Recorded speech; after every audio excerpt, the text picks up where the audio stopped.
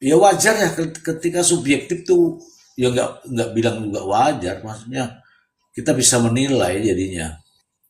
Karena begitu diputus tuh aku ada rekamannya, hanya males karena ada saya lihat botak itu terus males deh. Aku nggak pernah tayangin itu, males. Nah, terus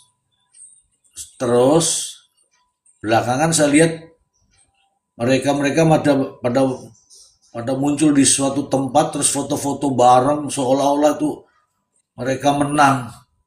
Menang dari mana? Beracara aja tidak kok. Cuman teriak-teriak aja. Itu juga saya sesali nih hakim di sana ini. Kita tahu lah namanya korban yang sebenarnya ya. Kalau korban yang sebenarnya ya. Kita tahu perasaan korban. Korban yang sebenarnya kayak yang langsung ya. Ibunya Elis itu korban. Kalau yang Pak itu tuh enggak itu hanya itu kan hanya ahli waris itu. Ya, Hanya korban perasaan yang itu mah, Bang Ji. iya, iya, itu mah gitu. Iya, pokoknya dia teh acan lah, teh acan, teh acan. Nah, gitulah. Prof, izin Prof sedikit tentang banding Prof. Sebenarnya apa aja sih yang ada di banding yang bisa dibanding dari putusan eh, hakim itu Prof? Nggak usah Lalu dijawab, pertanyaan nggak usah dijawab, biar saya yang jawab. siap. Salah satu lagi pertanyaannya ini. Udah itu udah Bisa satu dulu, satu dulu. tanggung Mister tanggung. Kalau ditanya satu lagi nanti tidur Mister Ji. Satu-satu aja dulu. Satu dulu. Nih, mengenai banding ya. Saya langsung jawab aja ini Prof. Ebran sudah bagus nih. Ini. Bang Pepen pasti sepakat dengan saya. Bang Pepen. Ya, Mister. Wong kok ngene kok dibanding-banding ya itu loh maksudnya banding tuh. Siap tacan Mister Z.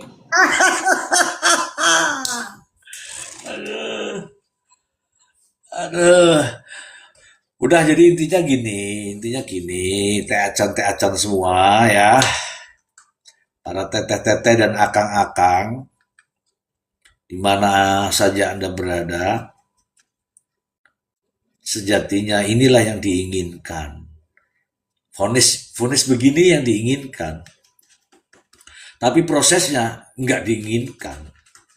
Bodoh amat, yang penting ini hasilnya, inilah yang diinginkan. Kenapa saya katakan demikian? Ini ada full ya, full itu saya baca itu. Biasanya kalau kita nambah ilmu itu tambah banyak yang kita baca itu banyak berilmu. Ini tambah banyak ini kita baca bukan berilmu, tambah kekalahan gitu. Begitu Teh Acan. Gimana? Pertanyaan serius, silakan pertanyaan seriusnya langsung ke Prof. Imran ya. Siap. Gimana itu Prof mengenai apa sih yang bisa dibanding dari sebuah putusan itu Prof?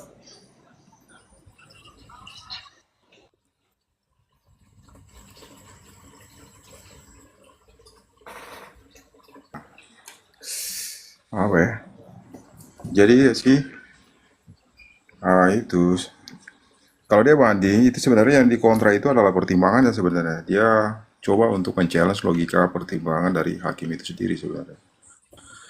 Itu jadi lebih difokuskan gitu. Jadi yang mau dipatahkan itu adalah unsur-unsur pasal yang oleh hakim itu dianggap terbukti. Contohnya kalau misalkan memang katakanlah kaitannya dengan unsur dengan rencana terlebih dahulu.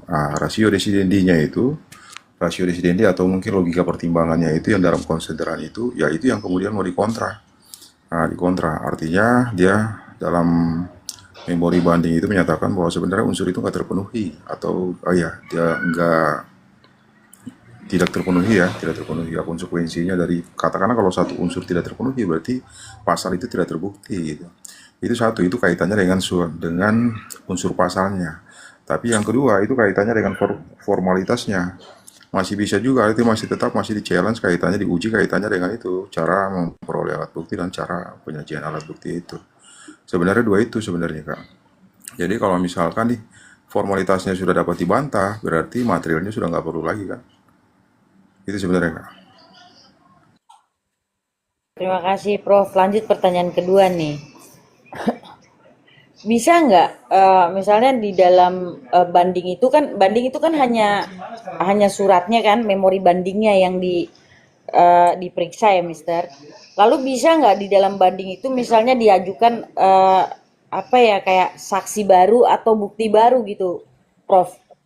Bisa nggak itu, Prof? Ya, itu bisa. Itu memang prinsip dari judek faksi itu. Prinsip dari judek faksi itu yaitu dia periksa kaitannya dengan alat bukti. Artinya fakta-fakta gitu, fakta. Fakta ini kan sebenarnya dia berangkat dari alat bukti kan. Jadi kalau misalkan nih belum ada alat bukti yang diperiksa, belum ada alat bukti yang sama sekali belum diperiksa, atau mungkin ada alat bukti baru, itu masih tetap bisa diajukan.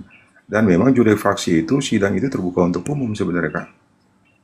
Dia berbeda kalau misalkan memang pada level apa namanya kasasi. Kalau kasasi itu cuma sidang hakim panel doang sih. Jadi hakim panel itu bertiga dia diskusi itu. Nah, kira-kira di antara tiga itu apa pertimbangan mereka dan apa putusan mereka masing-masing kan, kesimpulan mereka masing-masing. Jadi kalau pertanyaan kakak itu memang begini, secara umum kita itu memang nggak apa namanya kaitannya dengan pemeriksaan di pengadilan tinggi itu kelihatannya memang nggak terbuka. Tapi secara prinsipil itu sidang terbuka untuk umum, Kak. Nah, jadi masih ada pemeriksaan fakta. Apa yang dimaksud dengan fakta? Bukan hanya dia periksa kaitannya dengan berkas. Kalau pemeriksaan berkas itu hanya pada sesi kasasi. Tapi kalau misalkan kaitannya dengan pemeriksaan pada level pengadilan tinggi, berarti yang diperiksa itu adalah alat-alat bukti. Seluruh alat bukti itu diperiksa sebenarnya. Artinya bukan alat bukti yang apa namanya, yang belum tersaji ya. Nah, jadi masih bisa dikontra tuh. Tapi kalau di kasasi sudah nggak bisa lagi kita bilang kaitannya dengan alat bukti ini sebenarnya nggak bisa digunakan untuk nggak bisa dijadikan sebagai dasar untuk menjustifikasi dakwaan. Nah, itu udah nggak bisa dia karena dia udah nggak lihat kali cara memperolehnya, cara menyajikannya itu nggak begitu lagi tuh. Nah, itu sih Kak. Jadi kalau misalkan nih ada saksi mau dihadirkan lagi itu masih bisa. Bahkan kalau misalkan ada hakim PT itu merasa ragu dengan keterangan satu saksi, dia bisa kemudian meminta untuk memanggil saksi itu untuk memberikan keterangan. Itu Kak. Prof. Termasuk memanggil ahli digital forensik, Prof? Bisa. Termasuk itu. Jadi seluruh alat bukti itu bisa diperiksa. Artinya memanggil ahli lalu ahli diminta untuk menerangkan kan. Itu konsekuensi dari pasal 230 itu. Jadi kalau kita baca pasal 230 itu dia tidak hanya dibatasi pada pengadilan negeri. Tidak seperti itu. Nah, juga pada pengadilan tinggi karena sifat dari judek faksi itu juga kalau sifat dari apa namanya judek faksi ya sidang itu memang untuk apa namanya pemeriksaan fakta alat-alat bukti itu sebenarnya. Itu sih Kak. Makasih banyak, Prof.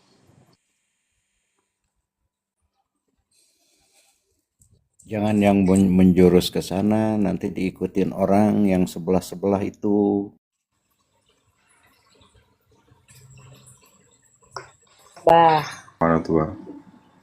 Ya kalau nggak mau diikuti sama orang ya, yang jangan komal. Kan. Kalau terlalu dibuka, sono kan nanti ngejiplak gitu Bang Ji.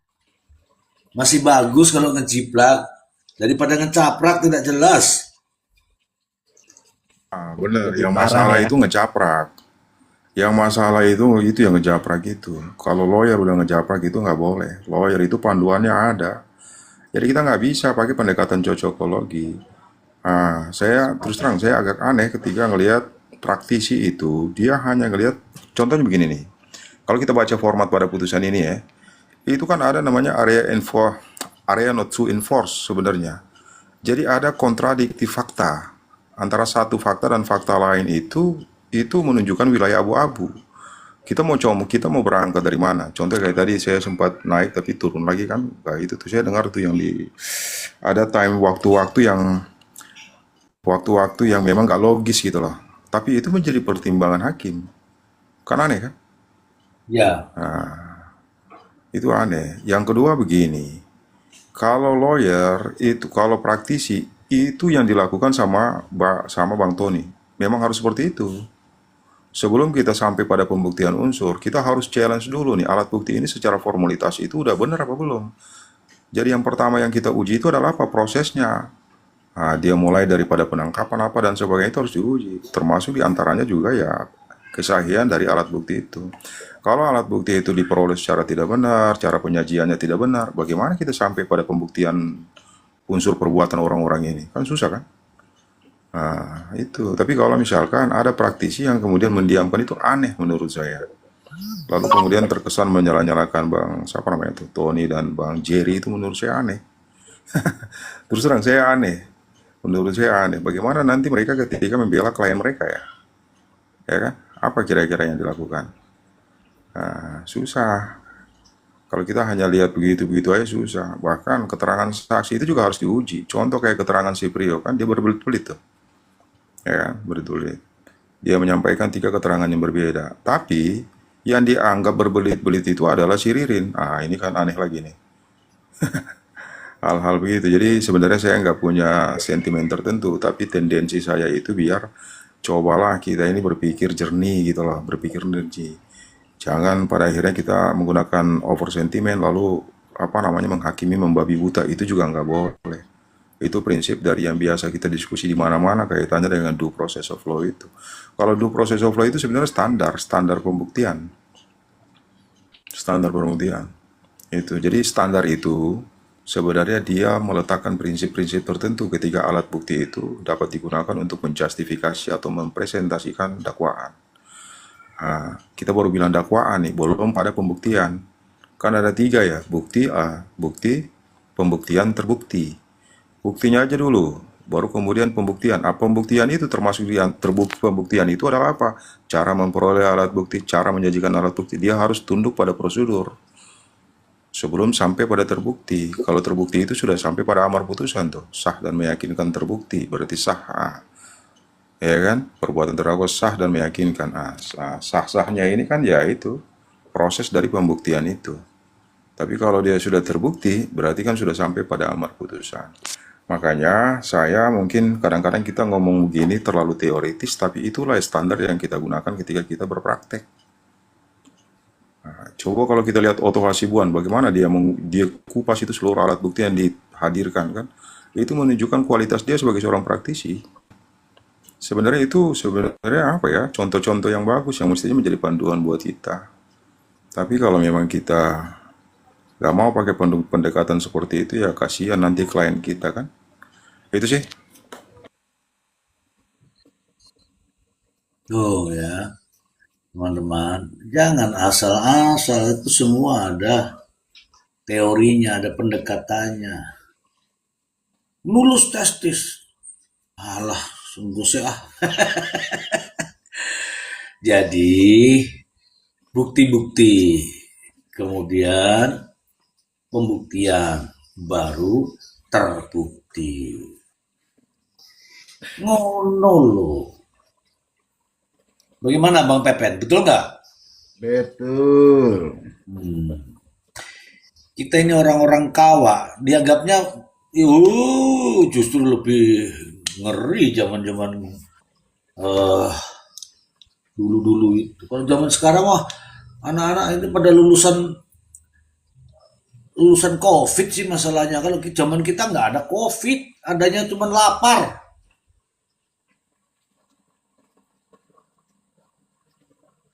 Ngono loh, ngono. Ya, teman-teman lahirnya kan pada duit. Minimal ya di kipas angin lah ya. Lahirnya di bidan, minimal ya, minimal ada kipas anginnya. Sudah ngomongnya ngelantur. Kita ini kan lahirnya di dukun. Saya masih di dukun Mr. Z lahirnya.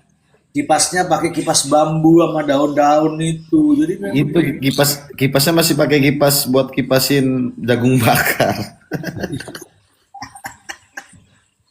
nah, itu baru Mr. Z, tadi kan saya sempat telepon sama Bang Ai. Saya sempat telepon sama Bang Ai, lalu Bang Ai sampaikan bahwa apa namanya di awal pertimbangan hakim itu kaitannya dengan keterangan si Prio yang memang dia merasa terintimidasi. Dia merasa terintimidasi, lalu kemudian kan kakinya ditembak tuh ditembak. Itu juga berkonsekuensi pada ketika dia memberikan keterangan. Dalam pertimbangan hakim itu menyatakan bahwa si Ririn itu sebenarnya berbohong dia. Itulah kadang-kadang hal-hal yang menurut saya ini menunjukkan sesuatu yang sebenarnya anomali atau bukan anomali, sesuatu yang sebenarnya tidak Kontradiktif. apa namanya tidak patut kontradiktif dengan kewenangan hakim PN. Iya.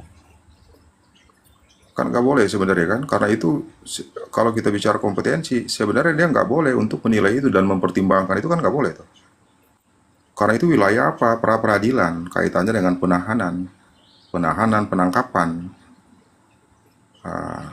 bukan bukan pada wilayah apa namanya pengadilan negeri.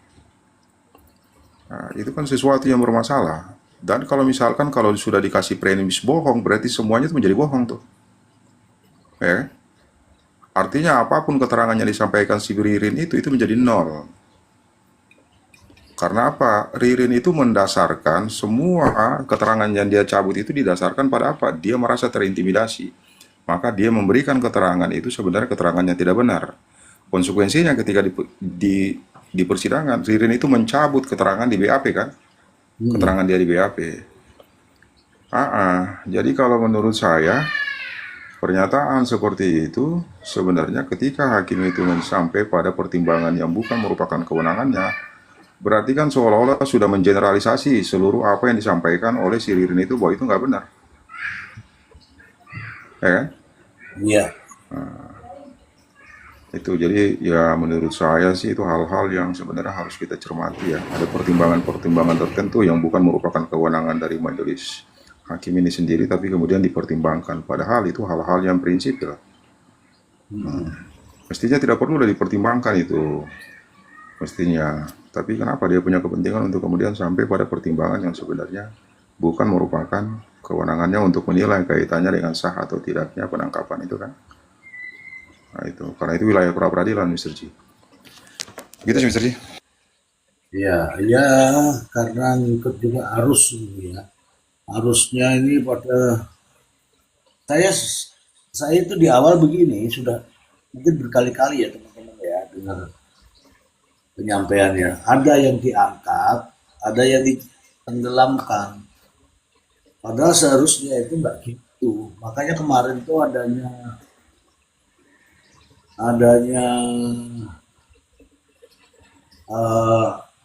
Ririn Prio, ya harusnya tuh frontnya itu hanya satu, JPU dan terdakwa. Meskipun terdakwanya berapapun itu yang harusnya terjadi. Tapi karena muncul inilah yang akhirnya masyarakat termasuk diantaranya hakim kena sendiri ya. Frontnya jadi dakwaan Ririn, terus dakwaan Prio, jadi dakwaan Ririn, dakwaan Prio, plus antara pro Ririn, pro Prio jadinya. Begitu nggak, Prof? Itulah yang jadi masalah. Seolah-olah kan sekarang ada 3 front ya. Ada Iya. 3 front. Cuman teman-teman, saya mau ngomong gini nih sebenarnya. Jangan ragu-ragu untuk berpendapat. Berpendapat aja sebenarnya. Selama etikat kita, apa namanya kita itu punya etikat baik. Karena apa? Berulang-ulang kita sampaikan kan, ini sebenarnya tindak pidana umum. Tindak pidana umum yang kemudian disidangkan di peradilan umum dan terbuka untuk umum sebenarnya. Jadi ketika hakim sudah mengetok bahwa ini persidangan terbuka untuk umum, maka masuklah hak publik itu untuk kemudian melakukan anotasi. Kita ini nggak masalah kalau kita melakukan anotasi, kita kritisi itu pertimbangan-pertimbangan hakim itu, nggak ada masalah, nggak ada larangan, dan itu nggak melanggar hukum. Memang ada satu prinsip namanya res judicata pro veritate habetur. Putusan pengadilan itu wajib dianggap benar, terkecuali dapat dibuktikan sebaliknya. Tapi itu dalam proses orang berperkara. Artinya begini, kan Ririn tadinya kan katakanlah dia ada diputus, katakanlah penjatuhan hukumannya kan hukuman mati tuh, ya. Iya. Nah, lalu kemudian dia menyatakan banding. Memang seperti itu. Harus dia langsung menyatakan banding. Nah, artinya selama putusan itu belum inkrah, berarti selama putusan itu belum inkrah, berarti apa namanya, eh, putusan itu dia masih bersifat presumption. Dia belum memiliki kekuatan hukum tetap. Belum BHT, Mr. Z. Nah, belum BHT. Jadi apa? Para pihak itu masih bisa men-challenge putusan PN. Kalau misalkan putusan PT sudah keluar, bisa juga di-challenge kan? Kasasi. Bahkan inkrah pun itu masih bisa di-challenge. Dengan asumsi harus ada apa? Alat bukti baru, ataukah mungkin ada keperluan hakim ya. Itu sebenarnya. Jadi kita nggak masalah. Bahkan kalau misalkan ada putusan yang inkrah sekalipun, nggak masalah, kita lakukan anotasi itu nggak masalah. Anotasi itu hak publik gitu loh. Bahkan mungkin ada sebagian di perguruan tinggi itu kan melakukan eksaminasi ya kaitannya dengan putusan lah. Putusan Jessica lah contohnya. Di sana tuh ahli bertaburan di sana. Sampai hari ini kan tetap masih menjadi catatan publik kan. Nah, itu. Dan artinya tetap menjadi diskusi publik dan itu nggak masalah. Jadi ya kita bersuara aja, kita berpendapat aja. Toh kan kita nggak punya kepentingan apapun selain apa? Kepentingan kita ini biar penegakan hukum itu dilaksanakan sebagaimana mestinya kan. Nah, jangan sampai dengan serampangan gitu loh. Itu sih Mr. Ji. Oh iya. Prof, gini, aku melihat ini kan ada, sebenarnya perbuatan itu sama, dakwaan itu sama, apapun itu ya perbuatannya itu sama semua. Tapi kita melihat dari vonis dengan pertimbangannya nampaknya begitu ada perbedaan.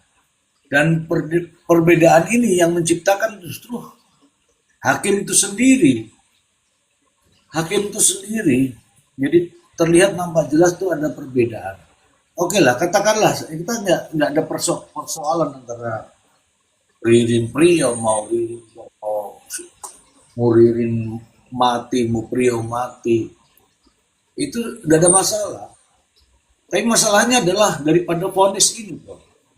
Kenapa dari perbuatan yang sama, TKP yang sama, kedua-duanya dianggap oleh hakim sebagai memiliki mens rea atau apa ya,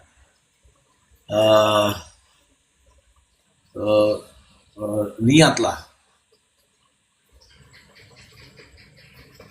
Tapi kok vonisnya kok jadi beda-beda?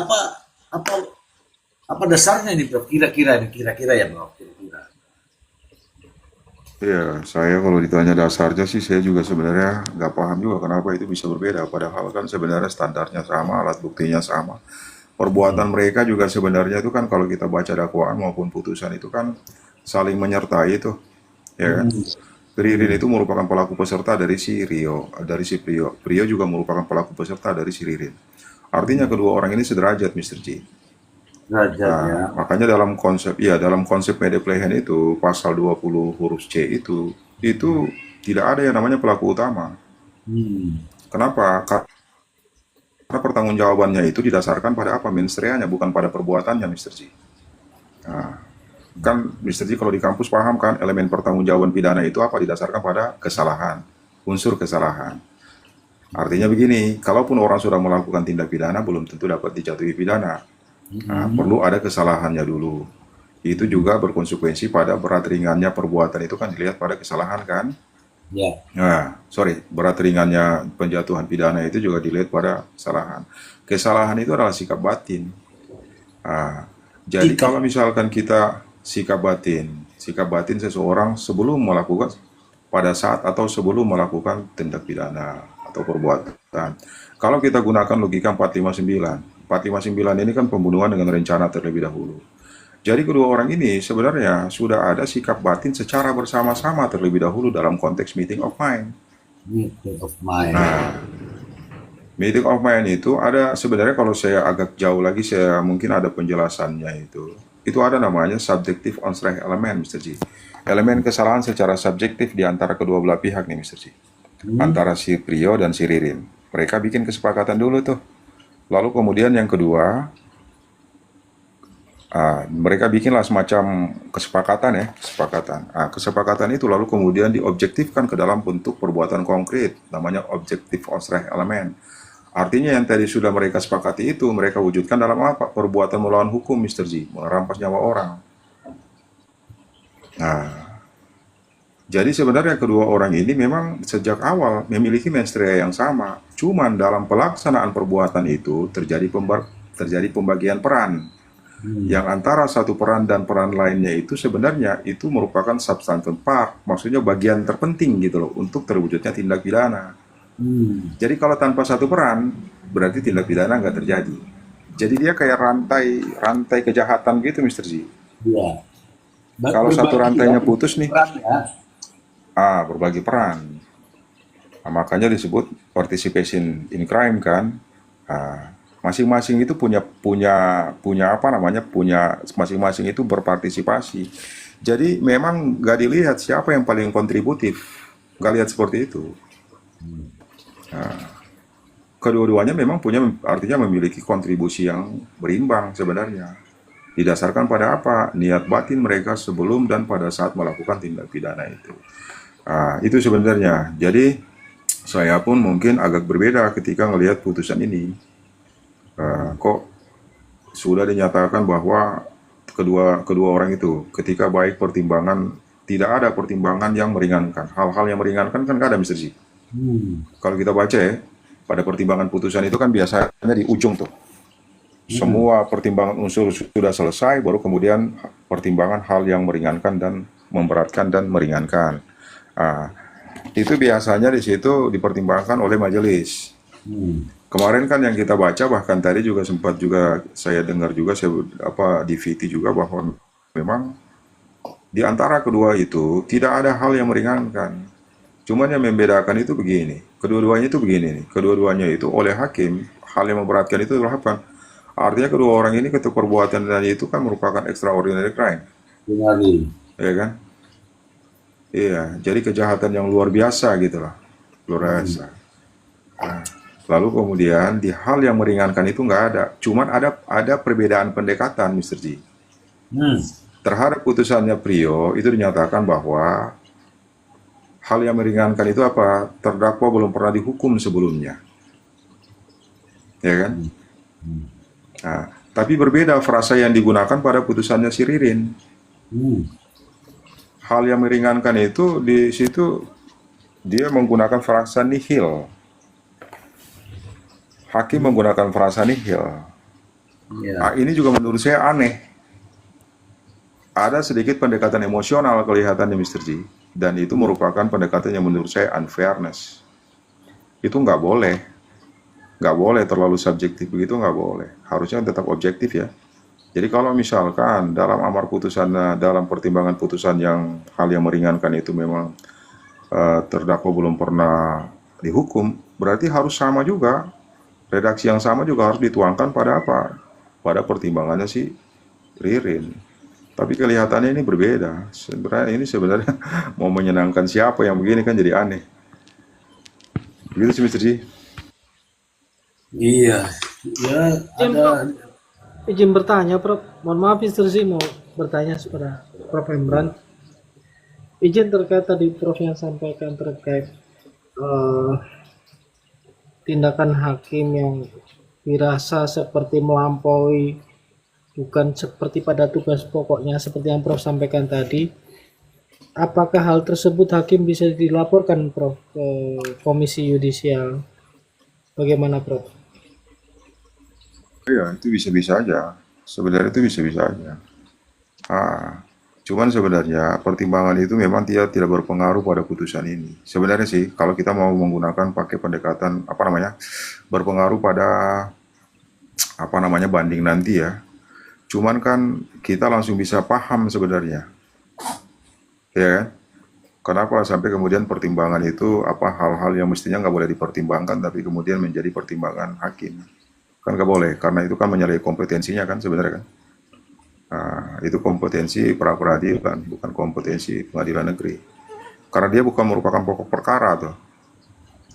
Pokok perkaranya di sini kan sebenarnya 459. Pembunuhan Itu. berencana. pembunuhan berencana. Itu sih Bang Jerry, Bang Jeffrey. Baik, Prof. Terima kasih. Nah, ini teman-teman. Saya mewakili aja ya teman-teman semua ya, karena nggak ada yang.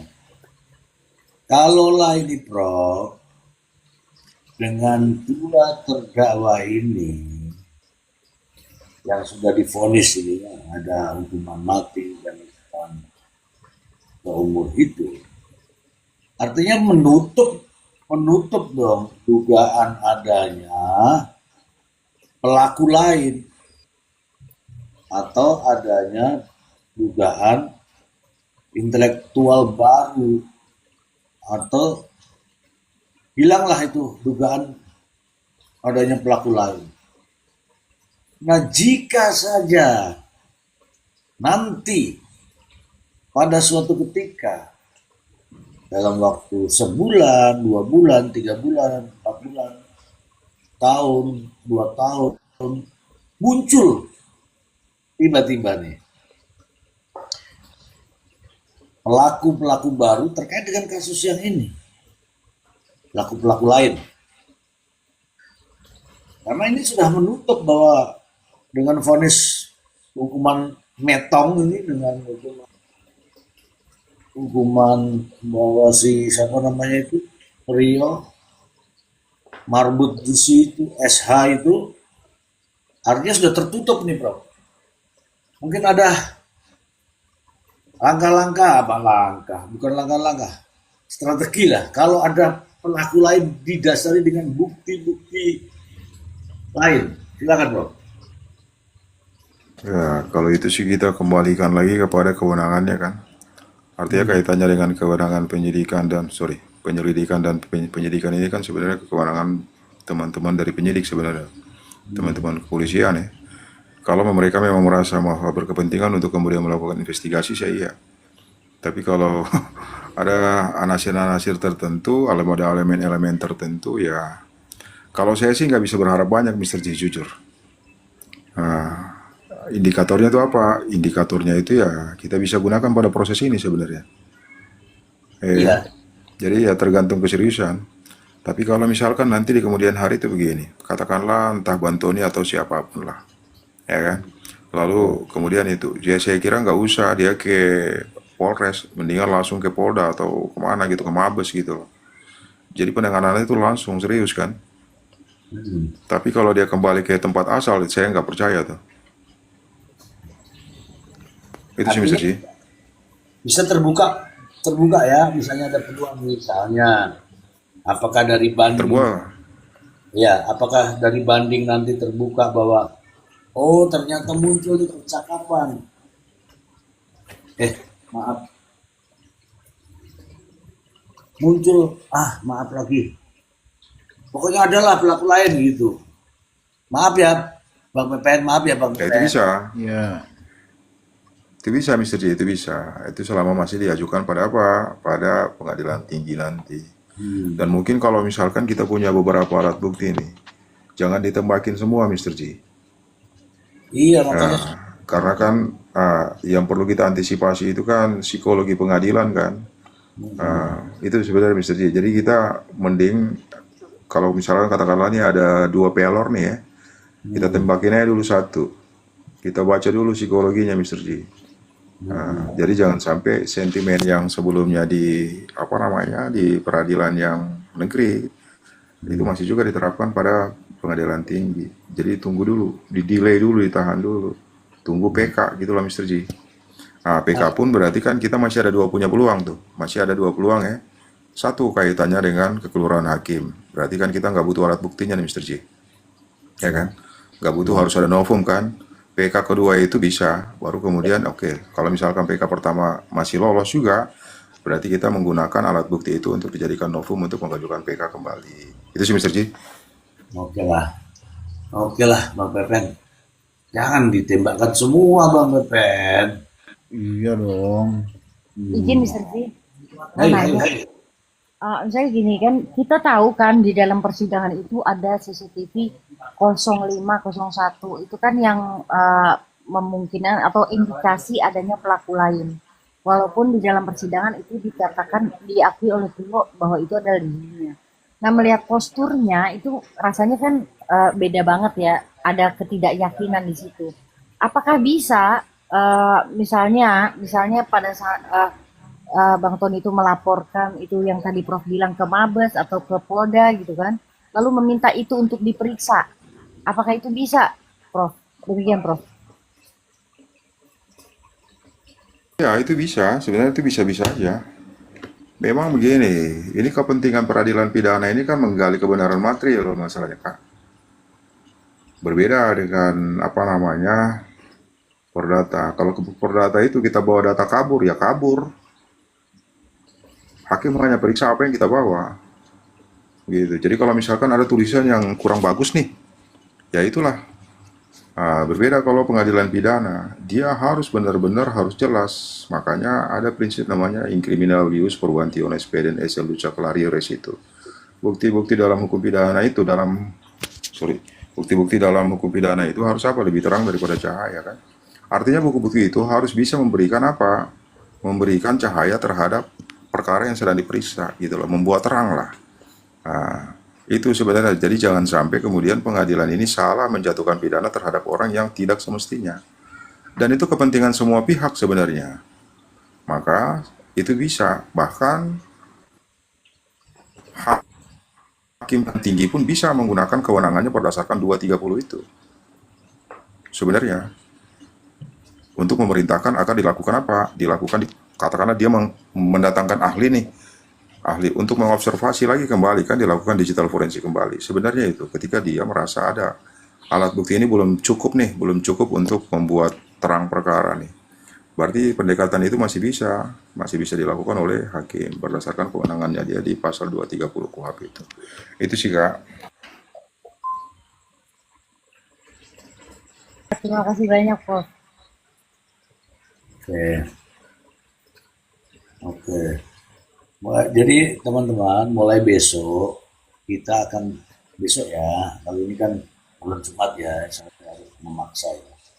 Mulai besok kita akan diskusi panel ya, dengan template yang sudah ditentukan ya. Saya akan persiapkan ya. Satu ini materinya di sini, satu ini sudah selesai pindah ke dua selesai pindah ke tiga, sudah selesai. Tapi besok Bang Pepen, bukan sekarang Bang Pepen. Ya, Mister. Besok, karena papan tulisnya itu tadi aku belum sempat beli paku.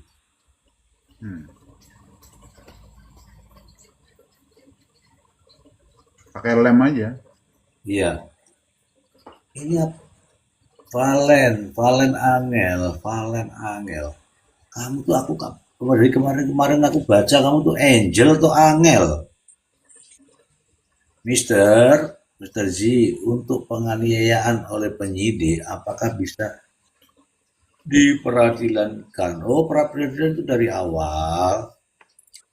Tapi kalau mau komplain itu dia harus ada ininya. Itu boleh itu.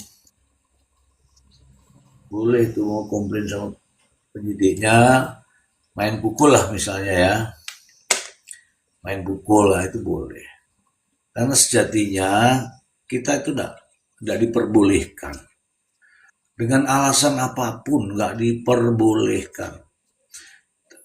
Tulis saja keterangannya itu. Tapi kita juga punya cara untuk bertanya gitu.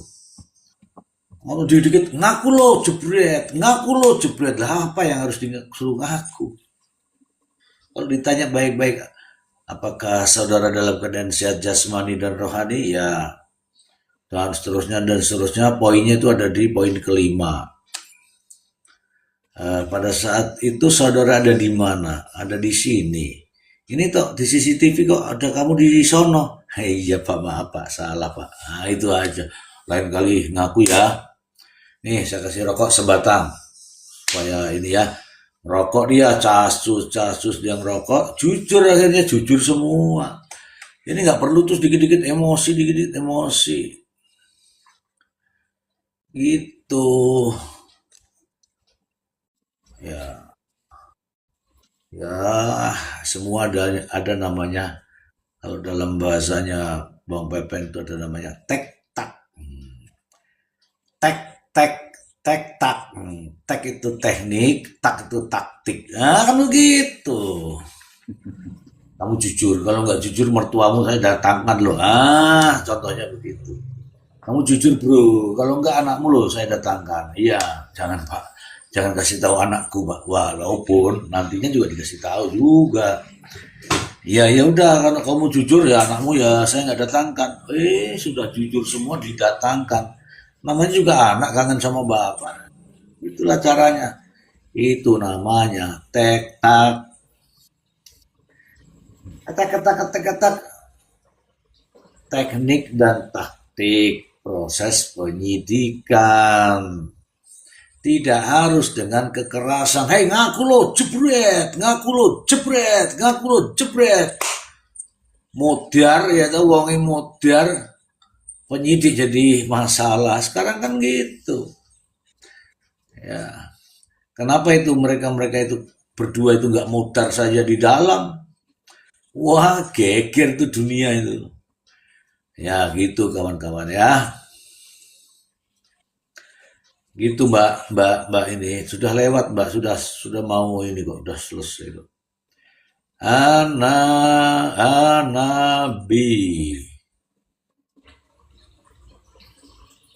Anabi, izin Prof, tanya ada rencana ke Bandung nggak Prof? Terima kasih.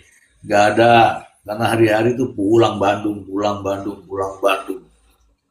Oke, saya yang jawab tuh. Oke ya. Tapi mau ke Cianjur bareng saya. Saya akan kawal dengan ketat. Handphone saya sita. Tidak boleh tiktokan. Kecuali melalui Mr. Z. Itu Nabi. Bercanda ya Nabi ya. Apalagi nih. Cukup ya. Ini kawan-kawan ini malam Jumat saya tahu. Mungkin Anda yang ada di bawah ini pengen juga malam Jumatan. Malam Jumatan. Gimana sih? Malam Jumat itu ada sesuatu deh yang urgent itu. Mungkin mau tahajud atau mau baca Yasin, Al-Quran dan sebagainya. Ya kan? Membaca sunnah saya ini ya. Karena saya juga ini, saya nggak tahu ini gimana ini. Aku tak, apa namanya, ya tidurlah. Sunnah Rasul. Mana itu angel tadi itu? Kamu tuh sebenarnya aku bacanya angel apa angel?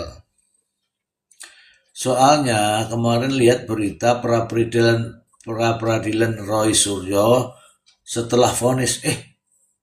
Wah ini kamu salah hitung nih. Gini loh. Pra-peradilan pada proses penangkapan, penahanan. Penangkapan, penahanan di polisi itu bukan vonis. Beda nowi jenenge vonis. Vonis iki sing palune gede kaya godam kuwi sing mukul palu Pak Hakim kuwi jenenge vonis. Kalau penahanan untuk arai vonis iki piye to Angel? Angel. Kamu DM lah DM. Angel kamu DM Angel biar kamu tanya osak kemengmu pokoknya DM ya. Masa pra-peradilan kemarin ada vonis, nggak ada vonis, vonisnya belum, Angel. Namanya vonis tuh hakim sudah pakai palu godam itu gini caranya. Buang, saya putuskan. Nah itu hakimnya baru. Tapi kalau ditahan polisi itu bukan vonis. Ada juga vonis lain-lain ada. Dokter memvonis, nah misalnya kamu sudah nggak bisa hamil itu divonis. Dokter memvonis bahwa ini penyakitmu ini harus berobat. Ngono loh. Aku benar-benar ngantuk teman-teman, ngantuk. Tapi demi teman-teman saya ini tetap bertahan. Angel. Kakek Sugiono, Mr. G target 300k enggak. nggak target-targetan malam ini. Ya, malam ini nggak target-targetan. Pokoknya target saya cuma satu. Teh acan Valen Angel. Wes, Angel. Malam ini nggak ada target ya, Ri? Bebas Mr. Ji, saya mah. Saya kan selalu setia menemani Mr. Ji ya kan. Enggak, soalnya Maljum, Ri. Maljum itu maksudnya itu kalau diartikan secara harfiah itu panjang, Ri. 2 hari 2 malam saya harus terjemahkan, Ri.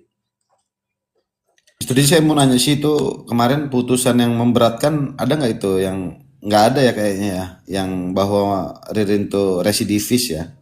Ora ono yo, Ri. Wong Ya, akal-akalane wong-wong kuwi ya, Ri. ya itu kan ya, harus dikasih tahu juga kan bahwasannya biasanya kalau misalnya residivis tuh itu pasti bakalan dibaca hakim itu di yang memberatkan kan Mr. Ji. Bahwa dia Iya memang nggak? residivis. Tapi orang-orang itu mau dikasih tahu pun tetep ora iso, bukan gak iso. Ngerti gak jeneng gak iso, ngerti gak? Ngerti Mr. Ji.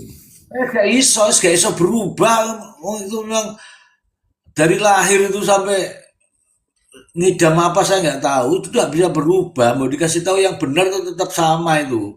Wes jangan berharap dia berubah dah ya.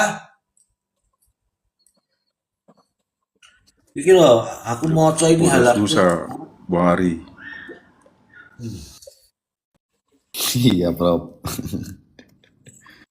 Soalnya gini Bang Ari, hakim itu dalam pertimbangannya dia sebutkan begini, perbuatan terdakwa ini dikategorisasikan sebagai tindak pidana berat dalam kasusnya Prio ya, dalam putusannya Prio. Nah, maka kemudian dikualifikasi sebagai extraordinary crime, artinya itu benar-benar serius, berat, parah tuh namanya. Jadi yang tadinya ordinary ditambah ekstra, berarti ekstranya ini berarti sesuatu yang luar biasa kan, luar biasa. Hanya kejahatan-kejahatan tertentu lah yang kemudian dikualifikasi sebagai tindak pidana yang bersifat extraordinary crime. Sebenarnya itu. Cuman dia menjadi kontradiktif dengan penjatuhan pidananya. Penjatuhan pidananya itu yang tadinya sudah dikasih dasar bahwa artinya sudah didalilkan bahwa itu merupakan tindak pidana yang terkategorisasi sangat-sangat berat. Nah, cuma dijatuhi pidana seumur hidup. Tapi Ririn dengan standar yang sama malah dijatuhin pidana hukuman mati. Coba bayangkan. Gitu loh ya Bang Ari. Iya, Prof. Jadi aneh kan? Nggak aneh sih, Prof. Itu sih. Emang seperti itu, Prof. Ya itu dia. Kalau kata Mr. Z udah biasa itu katanya. Oh, yang kemarin-kemarin Iya. boleh kok ini ya kan Mr. Z. Bener, ngono loh kata Mr. Ji. Asik. Aduh, ini ada nih, saya bacakan ya.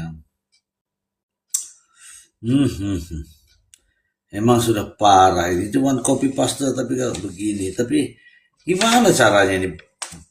Kok tidak apa? Tidak upgrade ini namanya ini. Udah.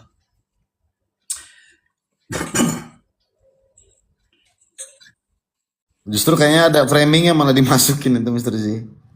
Di putusan. Ada framingnya dimasukin ke putusan itu. bahwasannya Ririn apa? Berbelit-belit. Untung Jeffrey kemarin dia tidak berdiri, tidak bertanya. Yang mulia, mohon izin. Ini sebenarnya untuk putusan Zul atau putusan siapa ini?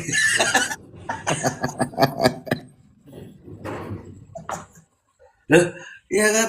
Kenapa putusan Zul suka berisik di pengadilan yang mulia gitu kan? Untung nggak bilang begitu. Oke lah teman-teman, saya mohon maaf nih, ngantuk nih mataku nih loh. Nggak kelihatan kan mataku nih, ngantuk sekali. Saya nggak kuat. Kalau ngantuk payah malah aku tidur di koma nanti kan nggak enak ya. Teman-teman, mohon maaf ya, saya tidak bisa lanjut dulu. Besok lagi, karena ini malam Jumat saya disadar diri, paham diri. Oke, izin ya Prof, izin ya Bang Pepen ya, kita lanjut besok ya Bang Pepen. Iya, Mr. Ji. Iya, Mister. Ya, Baru jam 11, Mister. Kan? Wih, Ya, ya, ya, Prof. Mister. Mr. Z, tanya dulu Bang Don, lagi buat kopi nggak? Nanti ngamuk kayak kemarin. Enggak, aku sekarang itu udah takut bilang Wah, ngamuk mau apa enggak pokoknya. Saya anggap semua itu baik dah gitu aja, oke? Untuk teman siap, siap, siap. untuk teman-teman yang ada di bawah, saya minta maaf sekali ya. Teman-teman benci sama saya juga nggak ada masalah, tapi apapun itu nih mataku sudah nggak bisa melek dicoba nih. Mau tak ganjal-ganjal korek juga nggak bisa nih. Oke ya teman-teman ya, salam hormat saya, terima kasih banyak. Abah, mana lu? Abah tadi. Malah Raya Rasitus. Makasih banyak Abah. Kemudian untuk teman-teman semua yang ada di bawah, ada Bang Jeffrey. Makasih pokoknya terima kasih. Sehat selalu untuk Anda. Bye bye. Mr. Z semuanya.